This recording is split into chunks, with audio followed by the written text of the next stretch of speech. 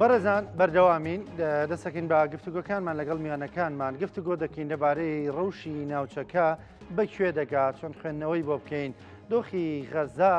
دۆخێکی کارە ساتبارە بە بەرچاوی هەموو جیهانەوە بە تایبەت جیهانی عەرەبی و هەندێک وڵاتی دیکە کە پێشتر هەڕەشە و گوڕەشەیان دەکرد. ئێستا ئەوە تا دەبینین غەزە بە بەرچاوی جیهانەوە بردومان دەکرێت وێران دەکرێت کاول بووە و خەڵکەکەی دەکوژرێن شەی دەکرێن ژن و منداڵەکانیان شەید دەکرێت. بەکوێ دەگا ئەم ڕەوشە بەکوێ دەگا؟ ئایا ڕۆژهەڵاتی نێوەڕاستی نوێ ئەوەی کە ئیسرائیل ئاماژەی بۆ دەکرد لە پێشدا بەدیدێت دەزانین پەلوپۆ ئێران کراوە لە ناوچەکە و ئەوە دەژبینین ڕەوشەکە بۆ تورکیاش چۆنە. گفتوگۆی ئەم پرس و باس و بابەتانە دەکەین لەگەڵ زۆر بەڕێز کاک مەسعود عەبدولخالق، نووسەر و ڕووناکبیر یاخود چاودێری سیاسی سیاسەتمەدار ڕاستەوخۆ لە سلێمانیەوە لەگەڵمانە. کاک مەسعود سڵاوت لێبێ، ئەم کاتت باش. سواس دەکەم، سواس بۆ بەشداریکردن لەگەڵمان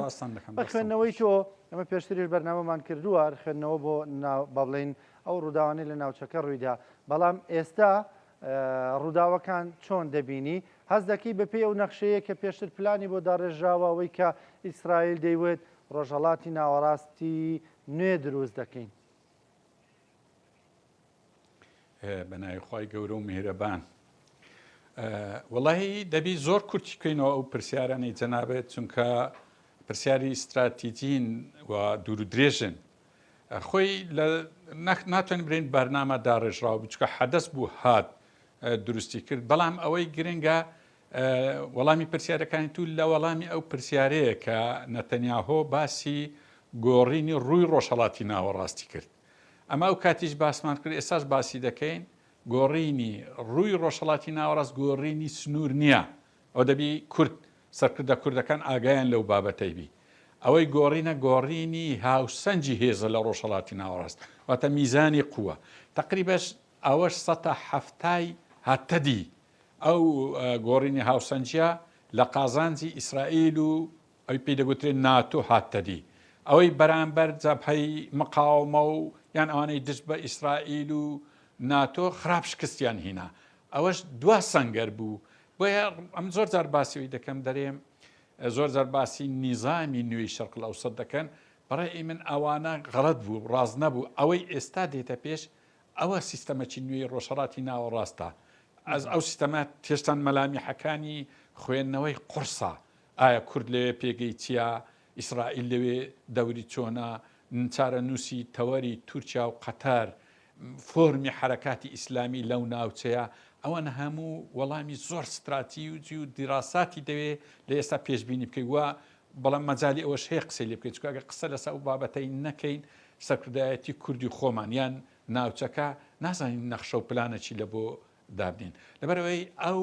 دێزاینەی ڕۆژهەڵاتی ناوەڕاست ڕاستیەکەی بەڕێوەیە، وان نزیکیش بوویتەوە، داهاتوەکی نزیک دووبارە گۆڕانکاری بەڕێوەیە لەو بابەتەی. باشە، مامۆستا مەژەت بەوە کردوتت ئەو دیزاینی پێشوو ینی باش نەبوو و گونجاو نەبوو و پێ دەچێم دیزاینەی ئێستا گونجاو بۆ ئەمەی ئێستا گونجاوترە، یانی ئەوەی ئێستا واز پێ دەکرێت باڵادەستی ئیسرائیل و ئەوانشی لێوەی نزیکن، یاخۆ سعودیە جۆرێک لە باڵادەستی دەبیندرێ لە دوای ئیسرائیلەوە هەڵبەتە. ئەنی بۆ ئەمەیان گونجاوە ئەوەی پێشوو بۆ گونجاو نەبوو. دەزانی ئەمە لە بۆ ڕۆژهەڵاتی ناوەڕاستی ئەگەر ناوی لێ بنێن ڕابردوو، هێشتا چکە تەواو ڕابردوو نییە، دەتوانین چۆن بیخوێنەوە. 9 پرۆژەی جیهانی لێبوو، نێزیکەی 5 هەتا 7 گەڵاڵەشی لێبوو. پرۆژەکان جیابوو، گەڵاڵەکان جیابوو. پرۆژەکان وازح دیارە، 3 ئەوروپا بوو، 2 ئەمریکا بوو، 1 ئیسرائیل بوو، 1 جامیعەی عەرەبی بوو. بەڵام گەڵاڵەکان زیاتری برنارد لویس و برێجنسی و ئەو چارەی کە ناویان لێنرا بوو حدودی دەم بەڕاستی گەڵاڵەکان لە بۆ کورد باش و ئەگەر باسی کورد بکەین ینی زۆر جواب ئی گەڵاڵەکان دەستکاری سنووری تێدایە، بەڵام پرۆژە ڕسمیەکانی ڕۆژهەڵاتی ناوەڕاست ئەوی جیهانی دەستکاری سنووری تێدا نەبوو. لە ڕۆژهەڵاتی ناوەڕاستی داهاتوو ئەوەی ئێستا بەڕێوەیە،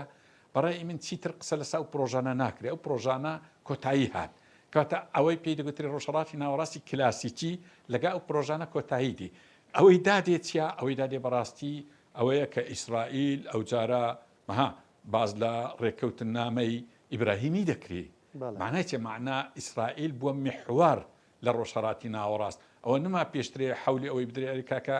عیلاقاتت ئاساییکەوە لەگە ئیسرائیل یان حولی ئیتیفاقێک لە بینی دەوڵەتێک لەگە ئیسرائیل ئەوانە نەما ئێستا قسەی ئیسرائیل ئەوەی قسەی ئەوەی من خوێندنەوەیە نەک هەڵوێست ئەنیەوە نەک هەڵوێستی من بی خوێندنەوەی واقعەکە و داهاتووە ئێستا مەسەلەن باسی پرۆژەی دێڤید دەکرێت یان داود دەکرێت ئەو ینی ئەوەی نیل هەتا فرات ئەوە دروستکرااو بوو لە ئەوەلی هەتا ئەخیری بەڵام چ گۆڕە بابرێن ئەوەی پێی دەگوترا هیلالی شیعی کۆتایی هات و ئیسرائیل زۆر بە خێراییش وەکوبرەی نەیهێشت هیلالی عوسمانی کە ئامادە بوو لە بۆ ئەوەی جێی هیلالی شیعی بکتەوە ئەوەی نەیهێشت ئێستا لە ئێستا کاتە ئەوەی داهاتوو دێتن بە تاکید ئیسرائیل ناتۆ وڵاتانی ئەمریکا ئەوەی ڕەنگە تا ڕادێک وڵاتانی خەلیج یعنی ئەوانەی کە سەر بە ڕۆژ ئەوانە زیاتر هاتنە پێش یعنی باقیەکەی تر ئەوانەی دژی ئەوانە بوون لە ڕۆژهڵاتنەوەست بەڕای من خراپ شکستیان هینە ئەوجەوە پێم خۆشە یان پێم ناخۆشە جوتای وڵا ڕەنگە پێشم ناخۆش بی بۆچ پێت ناخۆشە مامۆس واللهی بەعام ئەمن لە تاریخدا زاڵم و مەزلوم دائیمەن لایەنگیری مەزلومم دژی زاڵمم بەڵام ئەمن چ بکەین یعنی کورد لەو بینی زاڵم و مەزلومە هەتاکەینێ داوام کە لای مەزلوم بی یان لای بەبنکەوتوبی ڕەنگە ئەو جارە لەو قۆناغی ئەو جارە دادێ ئەو ڕەیە بگۆڕین هەمومان برین کاکە چی بکەین بامەش لای بەسەرکەوتوانەوە بی ئەو میلەتە قڕ بەسەر چیتر ئەنفال و چیمیایی نەکری باشە مامۆسا ئەنی بۆچی وا هەست پێ دەکرێت کورد شەرمەکە دەترسێ لەوەی کە بەنی جۆرێک لە پەیوەندی دروستکە لەگەڵ ئیسرائیلە لە کاتێکە وڵاتانی تر زۆر بەیان پەیوەندیانەیە زۆر بەیان پەیوەندی ئابوووریانەیە بە تورکیاشەوە کە جارجارێک هەڕەشەوک و ڕەشاکە زۆرترین پەیوەندی ئابووری لەگەڵ ئیسرائیلدایە وڵاتانی ناوچەکە وڵاتی ئیسلامەکان هەموو پەیوەندیانێ بەڵام ئێمە هێشتا وەکو جۆرێک لە شەرم و عیبە و ترس تەماشای ئەم پرس و بابەتە دەکەین ئەمە زاڵبوونی ئاینیە بەسەر خوێندنەوە واقعەکەیە وڵای ڕەنگە قەیچەکە زاڵبوونی ئاینیش زۆر باشە لەسەر هەر میلەتەک بەڵام وەکو ویژدان و ئەوەی پێی دەبێتێت ئینسانیەت و مەبادێ وامان لێ دەکات ئینسان لای مەزلوم بی ئێستاوی لە ڕۆژهەڵاتی ناوەڕاست وازح دیارە مەزلوم چییە زاڵم چی ئەوە ڕاستە بەڵام دەگەڕێینەوە سەر بابەتە چیتر ئێمە لە سەرەتای جەنجی جیهانی یەکەمەوە لای مەزلوم بووینە لای ئاینی بووینە و بالێشی پشێمان نەبینەوە بەڵام عەرەب و تورک و فارس و باقی میلەتەکانی کرد وەکو ئێمە نەبووینە لە بۆ خۆیان هەرچی هاتیە قۆستیتەوە و دەوڵەتی خۆی دروست کردێ و ئێستاش لەگەر لای بەسەر کەوتوانە یعنی وەکوێ ئەو ئەرکە کەس بە کوردی نەسپێری برێ ئەرێکاکە وەرە تو بە تاقی تەنها وەرە بەرامبەر ئەو شەپۆڵە گەورەی ئیسرائیلی و ئەمریکی و ناتۆ بۆسا پێی ناکرێ میلەتی کورد یعنی یەکێک ئەمن بە من برێ کاکە داوا لە کورد دەکەین دژی ئیسرائیل ڕاستی دژی ناتۆ ڕاستی بەڵام پێمرێ ئەمیش پێی دەرم ئەدی باشە ئەگەر دژی ئەوان ڕاستە ئەدی چێ پاڵپشتیتی کاکە ئەگەر یارمەتی لە ئەمریکای وەرنەگری یان وەکو ئێستا لە سووریا وە لە کوردستانی خۆمان یعنی جارشکە ئەنفال و چیمیا و ینی جینۆساید بکرێ شوێنەکەم لە بۆ بینەوە دەبی ئەم وا پێ برم شوێنەکەم لە بینەوە کاکە کورد عەزیلێنیە پاڵپشت کاتە ئەمریکا و ناتۆ بەڵام شوێنێک لە عالەمی ئیسلامی دەوڵەتەکەم نییە کە نییە کورد ناتوانانی ڕاستی بەرگی ئەو شەپۆڵە گەورەی ئێستا بگری کە ڕۆژهەڵاتەرچی ناوەڕاستە چی تازە دروست دەکرێت حتمما کورد دەبێ خۆی بگونجێنی هیچ چارەسەری نییە لە بۆ پاراستنی میلەتەکەی هەر یەکێک بە پێچەوانەی ئەو قسەی بکە ئەوە مەسئولیەتی لەسەرشان نییە لێکدانەوەی نییە عاتیفەی هەیە بە ڕۆمانسی قسە دەکات دەوێت شعر دابنێ نەک وەکو برێ توێژینەوە بکە باشە مامۆساس بۆ ناکە ینی جۆرێک ئەمە جۆرێک لە کاڵبوونەوەی پێوە دیارە ینی واقعمان پێ دەڵێ تۆ دژایەتی ئیسرائیل دەکەی تیا دەچی میلەتەکەی خۆشت تیاچێ ئێمە ڕەنگە لێرە تەنها عەتف و سۆزمان بۆ خەڵکی بێلایەنی غەزە هەبێ بێگومان وەکو ئینسانێک ئێمە هاوسۆزین لەگەڵ خەڵکی بێلایەنی غەزە هەڵبەتە ژن و منداڵی غەزە بێتاوانی غەزە هەمومان عەتف و سۆزمانێ بۆیان وەکو ئینسان بەڵام کاتێک ئێمە ینی بیر لە جۆرێکی تر لە دژایەتی ئیسرائیل دەکەیتەوە میلەتەکەی خۆشت یا دەچێ زایتیا من زیاتر لەوەش ئەمن هەست و سۆزم لە بۆ میلەتەکە و لە بۆ مقاومەکەش دەچی بەڵام ئاین جەنجی جیهانی یەکەمیش بوو کاتە کە عوسمانی بەرەو ڕوخان دەڕوا طبعا مەزلومە طبعا وەکو برێ لە ڕووی ئاینیەوە بەڵام ئەو میلەتانەی کە بە پیل ئەو هەنگاوی هاتن و یارمەتی دەری بەریتانیا بوون دژی عوسمانی قازانجەکی گەلە زۆریان کرد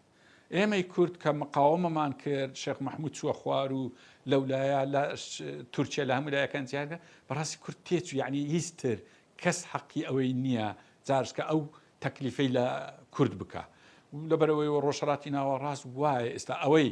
دژایەتی ڕۆژئاوای کرد تێچووە ئەوەی لایەنگیری بووە سەرکەوتو بووە حتا تورکیا ینی سووریای ئێستا کە ڕەنگە تورکیا و سووریا تاڕادێک لەمە خۆیان پێ ئیسلامی ترە ئەوتە تورکیا یار لە ناتۆیە وەرە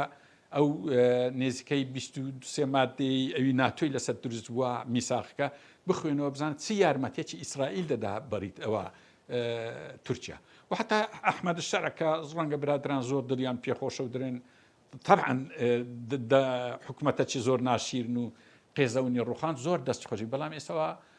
ئیسرائیل نیوەی خاکەی داگیر کردیا قسەی ناکە معنای ئەمە کورد چمان پێ دەکرێت ئەوجە دوایە شتی تریش زۆربەی زۆری ئێستا وڵاتانی عەرەبی داخلی ئیتیفاقی ئیبراهیمی دەبن کاکە لە ناو کنێسا ئەندامی عەرەبی هەیە ئەم با قسەش لە بۆ ئاشتراکەم ڕائید سڵاح سەرۆکی حرەکەی ئیسلامیە سەرۆکی حرەکەی ئیسلامی ئەندامی کنێسەی بووە یعنی خەرچی مەدرەی ئەو شتانە نابینی نێزکەی 3000 عەرەب لە ڕێزی سوپای ئیسرائیل شەڕ دەکات لەگەڵ غەزا عەرەبن یخۆی کورتی نەکردیان مەسەن ئێستا بەعستەم شتەی بکە ئەو ڕەخنە لەوی دەگری هەز دەکەم ئالمانی و ئیسلامی لە کوردستان یەک ئەو جەبهەی کردێک ئەو جەبهە هەردوو دوورن بۆ نمونە ئالمانیەکان لە خۆڕا دژی دینن و لە خۆڕا دژی حەماس و فەڵەستین زۆر خراپە ئەو جارە ئیسلامیەکان لە کوردستان ئەمە هەمووی نارێن بەشێکی کەم دەرێن بەشەکیان دەرێن بێ هیچ هۆیەک مثلا عەتفی لەگەر تورکیا عەتفی هەیە لەگەر داگیرکەران عەتفی کەمە لەگەر وڵاتەکەی خۆمان ئەو دوو ئیشە غەڵەتە دەبی حیوارێک دروست بکەین لەگەر مسەقەفینی ئیسلامی و مسەقەفینی وەتەنی لەبۆ ئەوەی لەسەر سەوابیتی نیشتیمانی ینی ئێستا تو تەماشای ئیسلامی تورکیا بکە ئیسلامی عەرەب بکە ئیسلامی هەر کەس لە بۆ وڵاتەکەی خۆی زۆر تێدەکۆشی یعنی ڕازی نییە باسی کوردستان بکەیت ئیسلامی تورک ئیسلامی عەرەب بڕۆ لە لای بەس باسی کوردستان کە دەرەوە پرۆژەی ئیستعماریە دەرەوە پرۆژەی ئیسرائیلیە کوردستان خوا دروستی کردیا باشە ئیسلامی خۆشمان بۆ وانەبی یعنی ئەوە خەلەلەکە هەم لە ئیسلامی هەیە هەم لە ئالمانی هەردوو لە زۆر پێویستە موئەسەسەی گەورە یعنی من بخۆم زۆر خەم لەوەی دەخۆم و حەز دەکەم شتێک بکەین پانتاییەک دروست بکەین کە هاوبەش بین ئێمە خزمەتی کوردستانی خۆمان بکەین تەنها چی مەسلحەتی کوردستانە ئەوەی بکەین ئەو مەسلحەتەش حتمەن ئاینی پێویستە پشتگیری ئەو سەوابتە نیشتیمانی خۆمان بکە باشە مامۆستا لە چەند ڕۆژی ڕابردوودا یەکێتی زانایانی جیهان داوای جیهاد دەکات لە موسڵمانانی جیهان دەڵێ وەرن لە غەزە جیهاد بکەن و فەرزە لەسەرتان تۆش دەڵێی ینی لە نووسینێکی کووردا دەڵێی حەقا ئاینداران بە پیر ئەم بانگەوازەوە بچن پێ دوایە بە پیر بانگەوازەکەەوە دەچن یان ناچن ئەم لە پێشدا ئەو بۆ خبری ئیعلانی جیهادە حەقە بە حەقی دەزانم بەڵام زۆر تاخیرە ینی دەبابی لەو کاتێوە نەکەن کە لە تورکیا دەدرێ ینی گومانێک دەڕۆ درێەوە چەند دو ساڵە لە غەزە و فەڵەستین و حەماسی مەزلوم دەدرێت و فتوات دەرنەکرد تازە فتوای دەرەکەی بەڵام هەر باشە ئەدی چۆنە خۆی قەدیمان وڵاتانی جیهان لە عالەمی ئیسلامی لەو فتوایی دەترسان کە فتوا دەردەکرا یەکسەر هەموو خەڵک دەستی دەدا چەک و بە پیل بانگەوازەکەی دەچوو و ئەنجامەکی گەورەی دەبوو بەڵام ئەو جارە هەز دەکەی ئەو فتوایە لاوااسترین فتوایە لە تاریخی جیهاد باورد بین لەو مۆزوعی هەتا ئێستا هیچ حکوومەتێک هیچ دەوڵەتێک هەتاوانەی ناویان لە خۆی نایە ئیسلامی کەس ئەوکبری بە پێشوازی لێ نەکردیا لایەنە ئیسلامیەکان ئەسڵەن بە لێدوانەکیش هەلەی هەموو جیهان ینی تەجەموعێک نەکرایە یعنی هەتا یعنی داوای خۆپیشاندانێک برێن ئێمە تەئیدی ئەوەی دەکەین نەکرا کاتە دەتوانین برین هەموو خەڵکی جیهانی ئیسلامی یان ئەوتە تەسلیم بووە یان بەرەو تەسلیم بوون دەچی ئەمە لەوەی ڕا لەو سۆنگەی ڕا من دەرێم ئەو جارە کورد شەپۆڵەکی گەورەیە مادام وەکو بری وەڵامی جیهاد نەبی ئێمە چ بکەین یعنی ئێمەی کورد کاتە ئێمەی کورد دەبی ئاگادار بین ئەو شەپۆڵەی دێ شەپۆڵێکی زۆر گەورەیە پێدوانیە ئەنی جۆرێک لەوەی واز دەکرێت بڕان بە جیهاد نەماوە ئەگەر بڕان بە جیهاد بێ وەکو پرۆسەکە بۆم سەردەما پیر بانگەوازەکەەوە دەچون وەکو تۆ تێمە لاوااسترین بانگەواز بووە لە تاریخدا کە بانگواز بۆ جیار کرابی و کەس بە پیریەوە نەچوو لە پێشدا زۆر کەسمان دەبینی لە تۆڕە کۆمەڵایەتیەکانەوە دەیانەوە گەڕ ڕێگە هەبێ دەچین سەر ڕێگەش نییە و ئێمە لۆمەیان ناکەین نەڵبەتە بڵین بۆ نەچوون بەڵام ناچن وڵی هەر لە قورآانش کە باسی جیهاد دەکرێت دەرێەوە هەوە کوڕن لەکم یعنی دیارە خەرکە ژیانی زۆر خۆش دێ و سەرکردە ئیسلامیەکان بەداخەوە قەسر و قسوور و معاش و ڕەفاهیەت و ژن هینانەکی زۆر و یعنی خەز دەکەم بەڕاستی کەوتون بەداخەوە دەبوابی وانە دەبوابی پێش ئەوەی جیهاد ئەعلان بکرێ ئەوان لێرە جمجۆڵیان هەبی ئەوجە دوایە جیهادی خۆشمان خۆ زاڵم هەر زاڵمە یعنی هەر داگیرکەرێک بێ لە کوردستاندا ئەو پێشترێ پێویستە ئەوجە دوایە کە ئەو تەواو بوو ئەوجە یعنی یارمەتی فەڵەستینیشمان بدا وایە ئەگەر توانامانە بێ بەڵام ئێستا نمونەی تورکیا وەرگری دەرێ من چەکداری کورد دەبی بنێژم لەگە چەکەکەی بەڵێ ئاشتی قبول ناکەم هیچ شتێکی لە کورد قبول ناکە بەڵام ئیسرائیل ئەوەندە لێی دەدا دەرێم شەڕی ئیسرائیل ناکەم ئەو چەند دیمەنەکی ناشتیرنی عالەمی ئیسلامیە ئەوە لەو کاتێک کە فتوای جیهادرا ئەو یەکسەر بانگەواز دەکە دەرێم شەڕی ئیسرائیل ناکەم بەمعنا بە توندی ئەوەی ڕەت دەکات حەقیە ئیسلامیەکانی کوردستان ئەوەی لە بەرچاو بگرن کە ئەوە تورکیا یەکەم دەوڵەتە فتوای جیهاتی ڕەت کردەوە بەڕسمی کە دەرێم شەڕی ئیسرائیل نەکەم معنە ئەو فتوای ڕەت دەکەمەوە لە جیاتەوەی ئیستیقبال حەقیێنی ئەو عاتفەیان هەبی ینی بەناوی کاکە لە ناتۆیە لەگە ئیسرائیلە یعنی ئەمە برایەکەی خۆت باغڵەتێبی ئەم نارێم ئەو برادرانەی قەندیل ئەو برادرانەی ئەو دیوی ئەمن لەگە ئایدۆلۆجیا لەگەریان جیامە بەڵام قەزیە و جنسی قەزیەکەیان حەقە دوایە برای خۆتن برای کوردن وەرە لەلایەک یارمەتیاندا لەلایەک ئایدۆلۆجیەکەیان ڕاستەوە وەرە با ئەمە کوردەکانی سووریا نەسعەتکەین برین با ئایدۆلۆجیان نەتە مشکلەی بینی تو سووریا بڕۆ ئەو ئایدۆلۆجیای دیمەشقچیا موافقی ئەوی بە لە پێناوی قازانجی میلەتەکەت ئەمە ئەو ئامۆژگاریان کردن بەس بە چەقسان لێیان دەین ڕاستی نەبەجێت دەکەن و توش هەردا دەبڕی و هەر کورسیت کەم دەکا یعنی دوایە میلەتەکەشمان زەر دەکە ئێمە قسەکەیە ئێمە لە کەوتنی ئیسلامیەکان لە کوردستان قازانجمان نیاها ئەمە حەول دەین بیان یەخین و زندانیان بکەین ئەوە ئیسلامیەکانی کوردستان ئەگەر چی هەندێک هەڵوێستیان هەڵەیە بەڵام خائین نینە جاسوس نینە خەڵکی مەبادئین ئەو خەڵکە پاکە پێویستمان پێ لە کوردستان بەکاریانین بەڵام کەمەکی ڕەنگە ڕاستکردنەوە دێ لە پرسی وەتەنی ینی ئەمە دوا پرسیارم دەڵێ ڕاست پێویستی بە ڕاستکردنەوەی لە پرسی وەتەنی پرسە نیشتیمانیەکان ینی پێ دوایە زۆرجار لە پرسە نیشتیمانیەکانەوەن پرسە ئاینیەکە پێش دەخەن لە بری پرسە نیشتیمانی و نەتەوەکی خۆیان ئەوڵاوە مشکلە نیە دەزانی ینی ئاین ئەمە با حساس نەبین بەرامبەر ئاین بەڵێ پرسی ئاینی ئەم پێم خۆشە با پێشی بێخن بەڵام لە ناو ئایندا پرسی نیشتیمانی زۆر بەقووەتە ئستا من پێشنیارم لە بۆ بەڕێز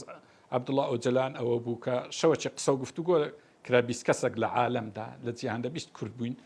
لە جیهاندا قسە و گفتو ئەم پێشنیارەکەم ئەوە بوو حەقوا بوو پەیامەکەی بەڕێز عەبدوڵڵا ئۆجەلان لە کۆتاییدا برێکاکە ئەوەندە ئیشەی ئێمە دەیکەین بەڵام تورکیاش بە پێی شەریعەتی ئیسلام با حەلی مشکلی کوردی بکە بە پێی شەریعەتی هەر یەک لە ئاەتەکان جعلناکم شعوبا وقبائلا لە تورکیا پەیڕەو بکرێ بەڕەئی من ئەوە سەرەتای دروستبوونی ئیقلیمی کوردستانە سەرەتای ئەوەی گۆڕانکاریەکی گەورەیە چکە شعوبا وقبائلا لە تورکیا جێبەجێ بکرێ تورک ئەقەلیەت دەمینێتەوە لە تورکیا کورد ئەکسەریەتە لەوێندری ئەوە قسە تعسب نییە و بەوە نییە برێ من کورد مامۆستا گفتوگۆکەتان لەگەڵ مەزلوم کوبانی بوو بەڵێ بەڵێ نەنام ئەوەی پەیامەکەی عەبدوڵڵا ئۆجەلە لە بۆ ئاشتی ئەمە بەستمەوەی وەڵا حتا لە سووریەش دەکرێەوە برێ یعنی لە عینە قسەکەی جەنابەت ڕاستە ئەوەی لە تورکیا دەگوت عین لە سووریا ژوەبرێ بە پێی شریعەتی ئیسلامی ئیتر لی گەڕێ ئەو بەخۆی دەکەی تەحراز یان دەبیرێم شریعەتی ئیسلام ڕەت دەکەمەوە یان لەناو شریعەتی ئیسلام تەواو ئەو حقوقەکانەی تێدایە ئینشاءالله. زۆر بەڕێز مامۆستا مەسعود عەبدولخالق چاودێری سیاسی توێژەری سیاسی سپاس دەکەم. سپاس بۆ بەشداریکردن لەگەڵمان، سپاس بۆ ڕوونکردنەوە و وەڵامەکانت.